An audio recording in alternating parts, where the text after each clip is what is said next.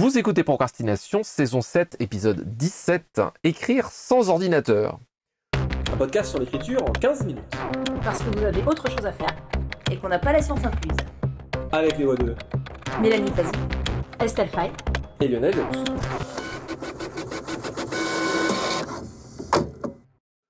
Sans ou avec, on va parler de la différence, mais quand même de sortir de l'idée reçue ou du réflexe par défaut qui est qu'on écrit forcément à l'ordinateur. Des tas d'auteurs et d'autrices, aujourd'hui, n'écrivent pas nécessairement à l'ordinateur. Ils peuvent écrire à la main. Neil Gaiman, par exemple, est un exemple de ça. Ou ont des installations dédiées. Par exemple, Dean Wesley Smith et Christine Catherine Rush ont tous les deux un ordinateur dédié à l'écriture et uniquement à ça. Ils font tout ce qui est aspect business, mail, etc. sur une autre machine. Évidemment, ça inclut aussi les aspects préparatifs de l'écriture. On en a parlé dans cette saison. On a parlé de la joie d'avoir des beaux carnets. Mais de façon générale, dans votre flux de travail, est-ce que à un moment ou maintenant où vous envisagez de changer de mode de rédaction? Est-ce que, est-ce que vous écrivez à l'ordinateur? Je crois savoir que oui. Mais est-ce que c'est un truc que vous remettez en question des fois ou vous dites que vous aimeriez bien changer ou faire autre chose? Moi personnellement je ne peux pas écrire autrement qu'à l'ordinateur, tout simplement parce que je tape beaucoup plus vite que je n'écris. Il me semble qu'on a déjà parlé de ça dans d'autres épisodes. J'ai une écriture assez illisible, à moins que je prenne vraiment mon temps, et je pense plus vite que je n'écris, donc c'est le bordel si j'essaie à la main. Il m'arrive de prendre des notes à la main quand je suis dans la rue sur un carnet, mais l'écriture, ne serait-ce que pour ça, et parce que aussi on peut plus facilement corriger... moi j'ai écrit mes premières nouvelles sur un carnet Clairefontaine à carreaux à l'encre bleue. Et c'était le bordel. Dès que je devais corriger quelque chose ou bouger un passage, j'ai découvert le traitement de texte, j'en suis jamais revenue. Cela étant, il y a une chose sur laquelle je suis en train de revenir, c'est de m'apercevoir que j'essaie de limiter mon temps d'écran de manière générale, c'est-à-dire d'avoir moins notamment de loisirs sur l'écran quand je passe mon temps à travailler sur écran, parce que je m'aperçois que ça me met dans une espèce d'état de surexcitation, j'ai plus de mal à me poser, plus de mal à me concentrer. L'exposition prolongée aux écrans quand même n'est pas super bonne. Et comme je ne peux travailler, écrire et traduire que sur ordinateur, j'essaie de réduire sur le reste, sur le temps de... J'essaie de dessiner plutôt que d'être devant Netflix ou des choses comme ça par exemple. Et ça, je m'aperçois que ça a sur mon bien-être, ça a vraiment une influence. Mais alors l'écriture, y a rien à faire, hein, c'est l'ordinateur. Je vais rebondir sur un truc qu'a dit Mélanie. Alors, rapidement pour évacuer le principal, donc moi j'écris essentiellement sur ordinateur. Alors je prends beaucoup de notes papier, sur des beaux et des moins beaux carnets. Après, par contre, donc j'écris sur ordi, sauf par moment quand il y a une scène vraiment difficile, je vais avoir tendance à l'écrire à la main et après à la remettre sur l'ordinateur parce que ça me permet de la voir de deux manières radicalement différentes. Donc pour les scènes vraiment vraiment dures à écrire, je vais encore passer par le papier, mais c'est très rare. Pour déculpabiliser une partie du poditoire, je tape avec un seul doigt, donc je suis un demi-flic. Et j'arrive quand même à taper des romans d'1 million de signes et à gagner ma vie en tant qu'autrice. Voilà. Enfin, j'ai une main qui fait les raccourcis clavier et sinon je tape avec un seul doigt. Et j'ai essayé d'apprendre à taper de la bonne manière, entre guillemets. Mais pareil, comme beaucoup de choses, j'y arrive pas parce que voilà, je suis une sorte de chaos amateur quand même dans ma vie. Et après, par contre, ce que disait Mélanie, enfin moi, c'est pas un truc conscient. Mais c'est vrai, bon, déjà, j'aime pas trop être enfermée de base. Mais depuis que vraiment mon boulot, c'est d'écrire et d'être devant un ordinateur... En fait, l'ordinateur, c'est plus trop Je m'aperçois que j'ai réduit sans faire exprès la part d'écran dans mes loisirs. Parce que maintenant, quand je sors de l'ordinateur, quand je sors d'une séance d'écriture, voilà, j'ai envie d'aller dehors, j'ai envie de faire autre chose, j'ai vraiment envie de bouger. J'ai pas envie de rester devant un écran et c'est pour ça que, par exemple, j'ai beaucoup de mal à voir des séries. Il y a plein de séries qui m'intéressent et parfois, j'ai réussi à en voir 4 épisodes. Voilà, enfin, les jeux vidéo, alors que franchement, c'est un truc que j'adore à la base. Et il y a des choses incroyables qui se passent dans le jeu vidéo, mais j'ai beaucoup de mal à tenir la longueur sur un jeu vidéo parce que maintenant, mon loisir préféré, enfin, mes loisirs favoris, c'est quitter mon ordinateur, quitter les écrans pour aller voir ailleurs, quoi. Alors, juste le truc qui, pour moi, est pas un écran, c'est de voir des films, bon, au ciné quand je peux, et sinon, voilà, sur un écran, mais je sais pas pourquoi les films, c'est le truc qui échappe.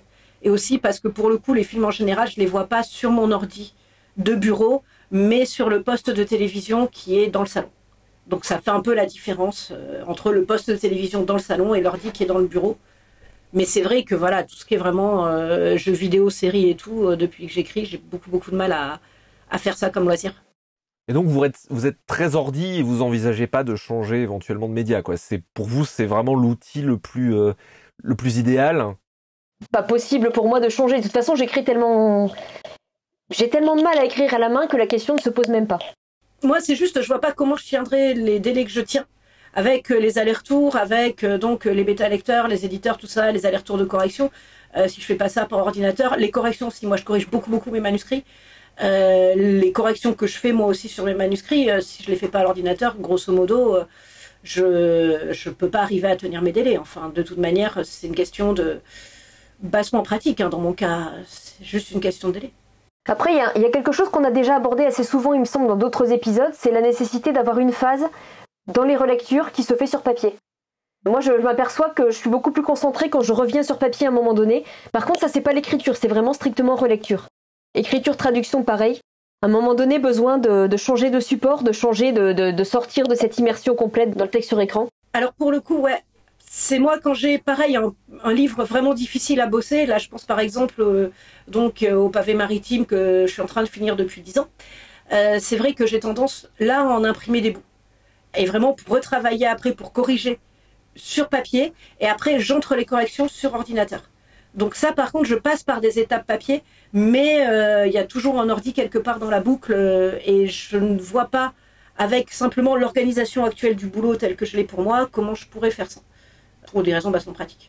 Il y a un petit inconvénient, voire gros inconvénient que je vois aussi au travail sur ordinateur, c'est que souvent l'ordinateur, tout dépend de notre organisation perso, mais souvent l'ordinateur sur lequel on écrit, c'est aussi l'ordinateur qui a Internet, qui a donc accès aux réseaux sociaux, à toutes les tentations, à moins qu'on trouve un moyen de... Alors on coupe Internet progressivement, enfin provisoirement, ou des choses comme ça, mais c'est parfois le simple fait d'avoir Internet à portée de main peut compliquer la concentration. Et il m'arrive de laisser mon téléphone le plus loin possible pour ne pas avoir la tentation d'aller le consulter tout le temps. Il y a quelque chose de cet ordre-là qui peut parasiter le travail aussi. Pour le coup, voilà, moi j'avoue, quand je suis lancée, donc j'en ai un peu rien à faire, mais après c'est vraiment que quand je suis dans l'écriture, moi je m'en fous, je fais pas exprès, hein, c'est pas... Puis mine de rien, je pense que pour moi il y a aussi une sorte de conquête parce que j'étais vraiment de la génération, enfin même si on est grosso modo dans les mêmes âges, moi j'ai jamais tapé à l'ordinateur pendant toutes mes études jusqu'à mon premier mémoire de DEA, donc c'est équivalent master pour les jeunes qui nous écoutent. Et franchement, quand j'ai dû taper mon premier mémoire à l'ordinateur, mais j'ai galéré, ça me semblait impossible de taper un texte aussi long. Et ça a été vraiment, je pense, une conquête pour moi de taper à l'ordinateur. Bon, à un doigt, mais je l'ai fait quoi. Et je pense qu'il y a peut-être aussi ce côté-là, quelque part, c'est un truc que j'ai acquis et qui n'était vraiment pas naturel chez moi à la base. Donc voilà, c'est cette compétence acquise, ça a peut-être ce petit bonus aussi dans mon esprit, toujours, même si ça fait longtemps mon mémoire de DEA quand même. Enfin, de maîtrise d'abord, pardon. C'était mon mémoire de maîtrise, le premier que j'ai dû taper, donc ouais, équivalent master. Pour le coup, ça dépend beaucoup des gens. Moi, je fais partie des gens qui ont une fascination pour l'ordinateur depuis tellement longtemps. J'allais jouer sur le MO5 de mon instit quand j'étais en CM2, pour tout vous dire. J'ai une fascination pour le Mid-Intel quand il est arrivé, donc pour moi, l'ordinateur, le clavier, tout ça, c'est tout naturellement que j'ai voulu essayer le traitement de texte quand j'y ai eu accès. Et il se trouve que, bon, c'est mon truc. Mais ça a été quelque chose de naturel très vite, en fait. Mais aussi parce que j'ai un rapport compliqué à l'écriture à la main, qui est quelque chose qui me donne un peu du mal. En fait, moi, je suis fan, enfin, je suis moi aussi fasciné par l'ordinateur. Moi, j'ai pas de problème avec les écrans. Les écrans, c'est ma vie. Je sors de Scrivener, je vais sur Netflix, sur le PC pour jouer, regarder des trucs. D'ailleurs, mon ophtalmo fait les gros yeux à chaque fois parce qu'elle me dit, mais votre vue, elle devrait rester stable. Pourquoi elle continue à baisser? Bah, écoutez, madame, comment vous dire? Alors, je suis entièrement d'accord avec vous sur bien sûr, hein, sur tous les bénéfices que l'ordi apporte dans la manipulation du texte.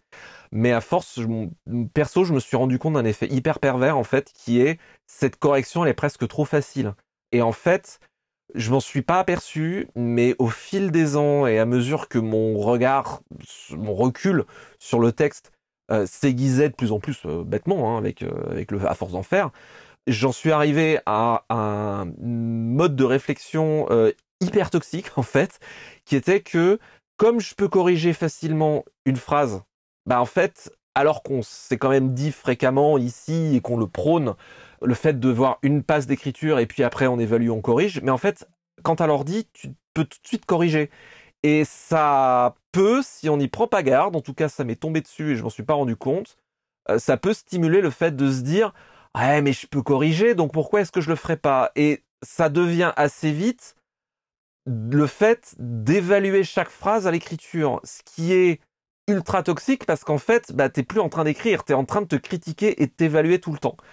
C'est très mauvais, on a fait un épisode sur le burn-out, je pense que ça joue aussi, parce qu'en fait, au lieu de créer et d'être dans le plaisir d'explorer, bah, t'es constamment en train de te demander si ce que tu fais vaut le coup. Tu retravailles 15 fois, en fait, tu fais le travail au moment où il faut pas le faire, ce qui revient à conduire une voiture avec un frein à main. Et en fait, je me suis sorti de ça en essayant un truc auquel je croyais pas du tout, et ça a été une vraie révélation, qui est en fait la machine à écrire connectée. En gros, ça a une tronche d'ordi ou de machine à écrire. Il n'y a pas de papier. Il y a juste un écran de liseuse. Il y a un clavier. C'est connecté à ton Wi-Fi. Donc, en fait, ton texte est synchronisé, envoyé dans ta Dropbox, le cas échéant. Mais c'est fait pour écrire. Et en fait, tu peux corriger parce que tu peux déplacer ton curseur. Mais comme c'est un écran de liseuse, bah, le taux de rafraîchissement est dégueulasse. Donc, en fait, déplacer ton curseur, c'est extrêmement décourageant. Et tu corriges pas, sauf si tu as vraiment une bonne raison de le faire. Et au bout d'un moment, tu corriges plus les fautes de frappe. Et en fait, c'est super libérateur. C'est vendu comme étant une machine à écrire sans distraction, où en gros, ça te dit c'est pas connecté à Internet, enfin, juste pour synchroniser les trucs, il n'y a pas Facebook et tout. Mais pour moi, l'intérêt de cette machine-là, c'est pas les distractions externes type Facebook, réseau et tout, c'est les distractions internes. C'est que ça te décourage tellement de corriger que tu le fais plus. Et en fait, au bout d'un moment, tu retrouves cette liberté-là. C'est un truc qu'on peut émuler sur ordi, sous Word, ou Scrivener, Ulysse, etc., qui s'appelle en fonction de l'application le mode concentration, et j'ai fini par revenir plus sur l'ordi, parce qu'effectivement, il y a quand même des tas de facilités sur l'ordi, ça se trimballe quand même beaucoup plus facilement. En fait, l'intérêt du mode concentration, c'est que, déjà, bon, ça planque toute l'interface, donc il n'y a pas de distraction, mais surtout, et ça c'est le truc magique, c'est que, en fonction de comment tu le configures, tu vois que la phrase que tu es en train de taper. Alors, il y a un contraste mauvais pour le reste du texte qui fait que si vraiment tu veux lire ou de revenir en arrière, tu peux le faire, mais c'est juste suffisamment invisible pour te décourager de le lire. Et pour moi, c'est devenu vraiment le bon compromis, qui est que je vois que ma phrase, et à partir du moment où elle est tapée, c'est fini, je la vois plus. Et c'est vachement confortable. Et c'est tout bête, mais ça fait partie des petits trucs qui facilitent vraiment la vie, parce que je trouve très difficile, alors après c'est peut-être comment je suis vissé mentalement avec l'OCD, mais je trouve ça hyper difficile pour ma part de me dire ah je pourrais faire ça, est-ce que ça me prend juste une demi-seconde, une seconde, allez même une minute s'il s'agit de réagencer l'info, mais en fait ça tue le flow. Le flow il arrive quand on avance, c'est qu'on lâche les chevaux et qu'on met la voix critique à la poubelle.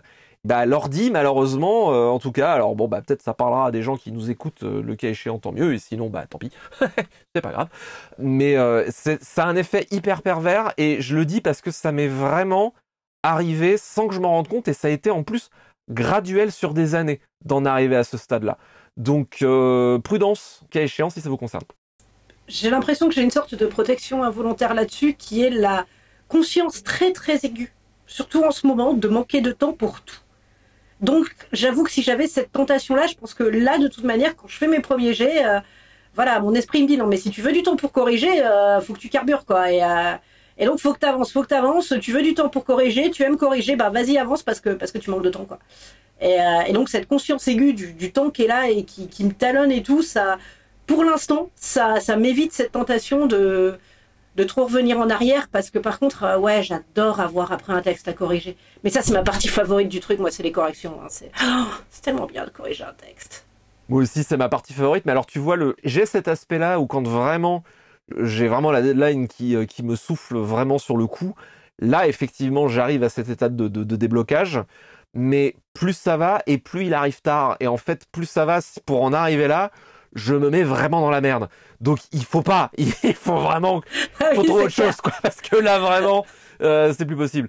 Donc, ouais, le passage, et je m'en sers encore de temps en temps, notamment quand je suis vraiment sur une scène difficile, où je sais que je doute, ou ce genre, je ressors ma freeride, et je me lâche là-dessus, et même de façon générale, c'est une bonne piqûre de rappel, de se dire non, mais en fait l'écriture c'est ça, c'est lâcher les chevaux, et c'est très satisfaisant. En plus c'est très portable, donc on peut aller n'importe où dans l'appart, comme c'est de l'encre électronique, ça tient une éternité en batterie.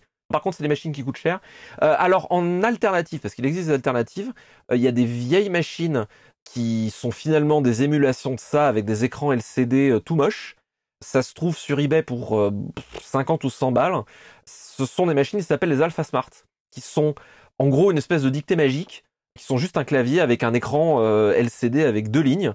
Tout ce que fait le truc, c'est que il se rappelle de la frappe au clavier.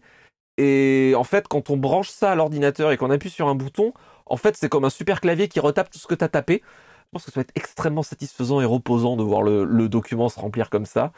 La boîte a fait faillite parce que visiblement ça plaisait à personne, mais en fait, il y a beaucoup d'auteurs et d'autrices qui ne jurent que par les Alpha Smart.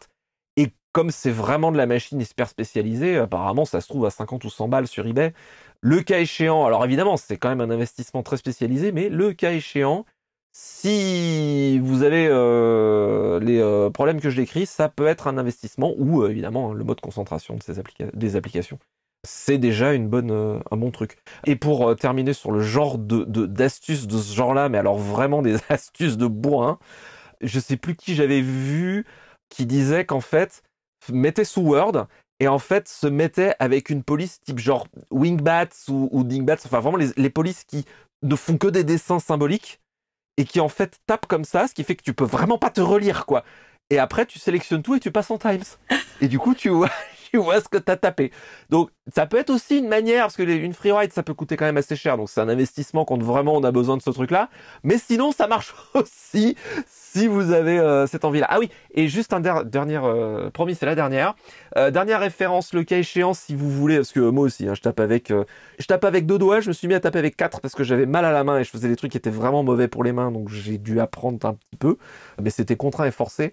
Le cas échéant, il y a des tas de didacticiels pour apprendre à taper au clavier. Il y en a un en ligne qui s'appelle typing.com, c'est en anglais, mais ça marche avec le clavier français.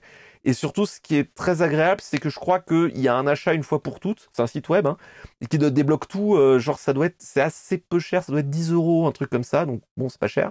Et un autre truc, si vous voulez apprendre à taper au clavier et que vous n'avez pas la patience de le faire, hein, ce que je comprends 1000 fois, une bonne astuce pour apprendre à taper correctement, c'est d'apprendre directement une autre disposition de clavier. En français, on a une disposition qui s'appelle le Bepo, B et accent aigu PO à la place de AZERTY, qui c'est en fait une disposition qui est optimisée pour le français et nos lettres avec des accents, etc.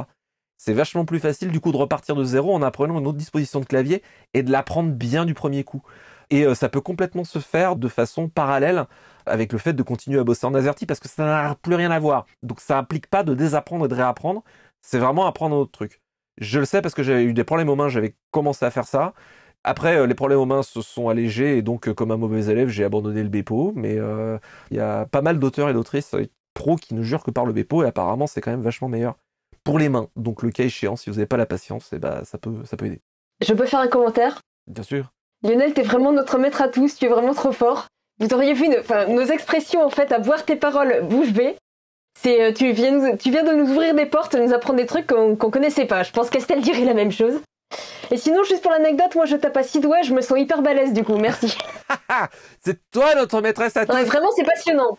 C'est vraiment passionnant tout ce que tu viens de dire. Là, je savais même pas qu'il y avait toutes ces options qui existaient. Écoute, merci et j'espère que ça pourra aider un peu du monde. Mais sans rire, je suis en train de réapprendre l'AZERTY proprement. Et je galère 1000 fois plus que quand j'avais commencé à essayer d'apprendre le Bepo. Alors comme j'ai une freeride et tout, je vais apprendre le Bepo. Enfin, j'ai pas la patience. Donc paradoxalement, je fais le truc qu'il faut pas faire, qui est que j'essaie d'optimiser mon AZERTY, mais c'est vraiment plus facile d'apprendre une autre disposition, quoi. Bah, j'avoue que personnellement, comme j'utilise des claviers AZERTY depuis j'ai des PC depuis l'âge de 18 ans au moins, j'ai tellement tapé, en particulier depuis que j'écris et traduis à temps plein, que j'ai mémorisé le clavier. J'ai même plus besoin de le regarder pour taper, il est mémorisé. Mais c'est aussi parce que j'ai des années de quotidien face à un ordinateur. Au bout d'un moment, je serai incapable de vous dire quelles sont les lettres. Par contre, je peux fermer les yeux et taper une phrase à peu près. Si j'ai la première touche, je retrouve les autres. Donc après, ça dépend aussi du rapport qu'on a à tout ça. Petite citation pour terminer. C'est Neil Gaiman sur le fait d'écrire à la main qui dit sur son expérience: j'étais plus économe, je réfléchissais davantage à mes phrases, mais d'une bonne manière. Et quand j'ai retapé le texte, c'est devenu un vrai second jet, des éléments disparaissaient ou changeaient. C'était Procrastination, merci de nous avoir suivis. Maintenant, assez procrastiné, allez écrire comme ça vous plaît.